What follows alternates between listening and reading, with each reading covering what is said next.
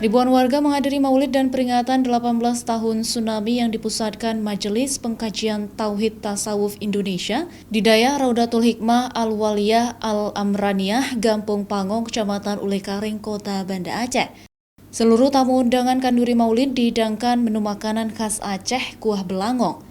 Dalam kegiatan ini, MPTTI juga memberikan santunan kepada anak yatim dari sejumlah desa yang ada di Kota Banda Aceh dan Kabupaten Aceh Besar. Indah itu kita berbagi. Nah orang Aceh kalau mulai sebulan, Aceh 4 bulan. Ada bulan awal, ada bulan akhir, di awal, di akhir, 40 maka lebih. Kenapa orang Aceh suka berbagi? Dan ini menunjukkan satu bukti nyata bahwa orang Aceh itu terbuka.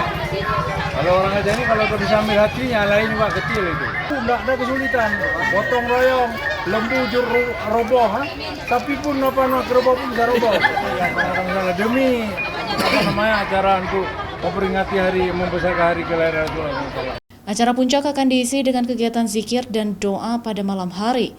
Untuk mengenang dan mengirimkan doa kepada seluruh korban tsunami 18 tahun lalu, tausiah agama akan diisi oleh Tengku Walid Fakri Wali. Raja Umar, Kompas TV, Banda Aceh.